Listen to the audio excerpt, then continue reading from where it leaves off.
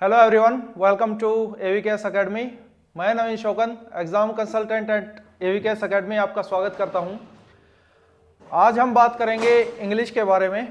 Paper 2 में काफ़ी सारे स्टूडेंट्स का एक डाउट रहता था, मोस्टली हिंदी मीडियम स्टूडेंट्स का, कि सर जो पेपर 2 है उसमें ग्रामर रहती है आपकी 25 मार्क्स की और कॉम्प्रिहेंशन रहता है 20 मार्क्स का, प्रिसाइज रहता है आपका 15 मार्क्स का। तो कैसे हम इसमें एक अच्छा स्कोर कर सकते हैं, इंग्लिश को कैसे इंप्रूव कर सकते हैं, क्या ग्रामर पार्ट में जो इंग्लिश का आपका पार्ट है पेपर 2 का, उसमें 25 आउट ऑफ 20 भी स्कोर किया जा सकता है।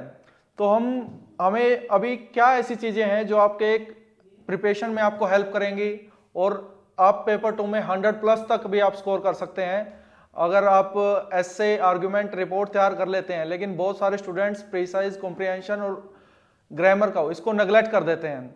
तो आज हम उसी टॉपिक पे बात करेंगे और आज हमारे साथ हैं मिस्टर अनिरुद्ध, जो कि ऑफिसर सिलेक्टेड हैं मिनिस्ट्री ऑफ डिफेंस के अंदर। इन्होंने अपने टाइम में एनडीए का एग्जाम दिया था और एनडीए का एग्जाम क्लियर करके उसमें इंग्लिश में 200 out of 200, yes 200 out of 200 तक स्कोर किया। और मैं भी एक इवेल्युएशन अच्छे से कर सकता हूं क्योंकि 2019 में सीएपीएफ का एग्जाम मैंने भी क्लियर किया। तो चीजें जो ये पोर्शन है, स्टूडेंट्स इसको नेगलेक्ट कर देते हैं, इसको आपको नेगलेक्ट नहीं करना है। और कैसे आप अपनी इंग्लिश को इंप्रूव कर सकते हैं तो अनिरुद्ध जी आपको बताएंगे। So welcome to Aniruddh in AVKS academy. Thank you. So, Jai Hind everyone. My name is Anirudh Singh. Or today here at I'm at AVKS, and we will be discussing about how to score good marks in CAPF English. How to score not just good marks but full marks in CAPF English. So पहली चीज़ तो हमें ये समझना है कि जो English है वो बहुत बड़ी चीज़ नहीं है. It is not bigger than you.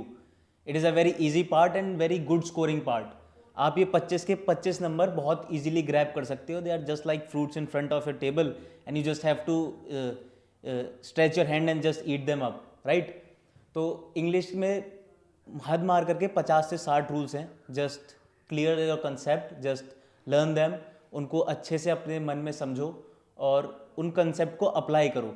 Apply PYQs पे अप्लाई करो, मॉक टेस्ट लगाओ और बहुत सारी बुक है रेफरेंस के लिए, कोई भी बुक पढ़ सकते हो, है ना। तो इंग्लिश कोई बड़ी चीज़ नहीं है, बट हमारे पास सिलेबस बहुत ज़्यादा है। अब हमें ये नहीं पता होता कि पढ़ना कहाँ से और कितना पढ़ना है। तो पहली चीज़ तो ज़्यादा ज़रूरी वो है डायरेक्शन आपके लिए, कि एक सही डायरेक्शन होना चाहिए, एक राइट गाइडेंस होना चाहिए कि what to study and what not to study. जितना ये जानना ज़रूरी होता है कि पढ़ना क्या है, उतना ही ज़रूरी ये भी होता है कि क्या नहीं पढ़ना है एग्ज़ाम पॉइंट ऑफ व्यू से, राइट। तो एग्ज़ाम पॉइंट ऑफ व्यू से आपके लिए सिलेबस बहुत ज़्यादा बड़ा नहीं है, बहुत ज़्यादा छोटा है बल्कि, और एक क्या कह सकते हैं, एक सीधी सीधी डायरेक्शन में है कि बस इतना ही करना है, इससे ज़्यादा करना ही नहीं है फॉर स्कोरिंग फुल मार्क्स। और फुल मार्क्स लाने के लिए सबसे पहली चीज़ तो ये है कि अपने मन से डर निकालना है इंग्लिश का, कि इंग्लिश बहुत बड़ी चीज़ है, हुआ है इंग्लिश, ऐसा नहीं है। तो उसके लिए आप 4-5 चीज़ें कर सकते हो, जैसे बुक रीडिंग हो गया, नॉवेल्स, न्यूज़पेपर रीडिंग हो गया, और अपने आप में बोलना, एक खड़े हो जाओ एक जगह पर think about any topic, just start speaking on it. इन चीज़ों से आपका क्या होगा, बहुत से फायदे होंगे। नंबर 1, बुक रीडिंग से क्या फ़ायदा होगा कि कंप्रिहेंशन में फ़ायदा होता है, रीडिंग स्किल्स बढ़ती हैं। Comprehension after all is all about your reading skills and how you perceive the things, ये ऑल अबाउट योर परसेप्शन। तो बुक रीडिंग से आपका एक तो परसेप्शन अच्छा होगा, आपको एक ब्रॉड व्यू में चीज़ें समझ आने लगेंगी, प्लस रीडिंग स्किल्स बहुत अच्छी हो जाएंगी, और उसके ऊपर से वोकैबुलरी, सेंटेंस फॉर्मेशन, और एक जो होता है ना ग्रामेटिकल चीज़ें कि एरर कहाँ पर है, किस सेंटेंस को कैसे फ्रेम करना है, उन चीज़ों में काम आएगा। और CAPF में भी यही चीज़ आती हैं, एरर करेक्शन, कंप्रिहेंशन, और बाकी 10 क्वेश्चन तो यहीं से आ जाते हैं, 2 प्रेपोजिशन से आ गए, 2 टेंसेस से, 2 एक्टिव पैसेज से, है ना। तो इन चीज़ों पे अगर हम काम करें तो इंग्लिश में आसानी से अच्छे मार्क्स स्कोर किए जा सकते हैं। लेकिन उन अच्छे मार्क्स को स्कोर करने के लिए गाइडेंस बहुत ज़रूरी है, एक सही जगह पर होना ज़रूरी है, एक सही प्लेटफॉर्म के पास होना ज़्यादा ज़रूरी है। तो हियर एट AVKS हम लोग आपको बस पढ़ाते नहीं है, we connect with you, and the people here who come, who take your lecture, they are already serving personals, already some of them are assistant commandants, already they are officers, और I know a lot of people who are currently serving as assistant commandant and they have scored 25 on 25 in English. तो it is not a very big deal to score full marks in English.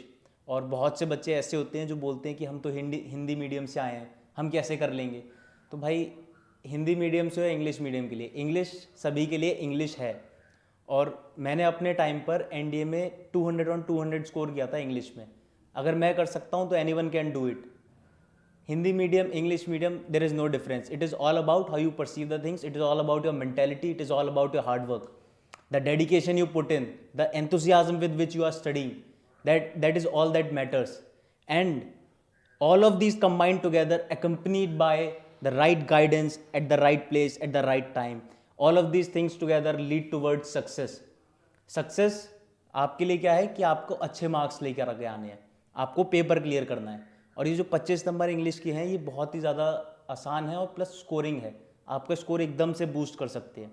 Compression में क्या कर सकते हो कि compression एक बार पढ़ लो, अच्छे से पढ़ो, and while at the same time simultaneously understand it, try to understand what is the reason of this particular comprehension with which motive it is written and what is the message hidden in it, right.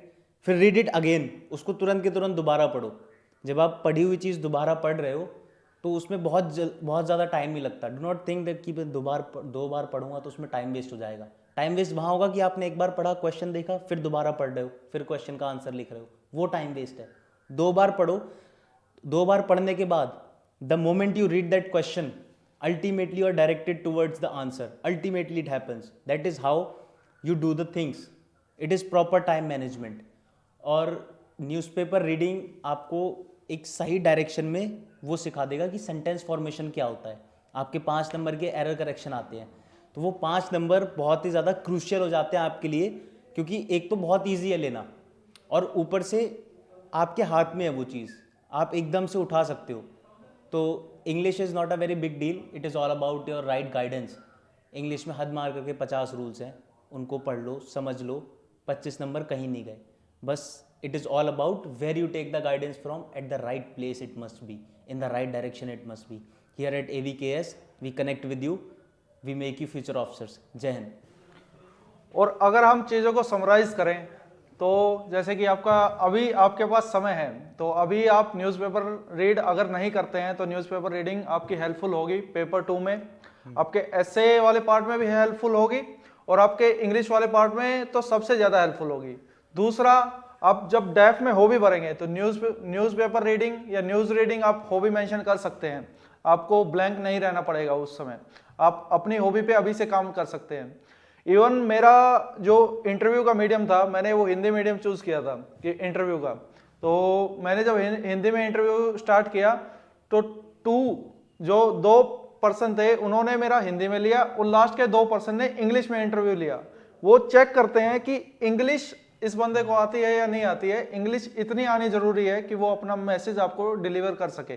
मतलब as an officer आप अपना message deliver ही नहीं कर पा रहे हैं तो फिर कहीं ना कहीं कमी है, वो आपको इशू क्रिएट करेगा आपके इंटरव्यू में भी। तो तीनों पार्ट्स में काफ़ी हेल्पफुल है। तो न्यूज़पेपर, नोवेल रीडिंग और सबसे इंपॉर्टेंट जो आपके एग्जाम में हेल्पफुल होगी वो है प्रीवियस ईयर क्वेश्चंस।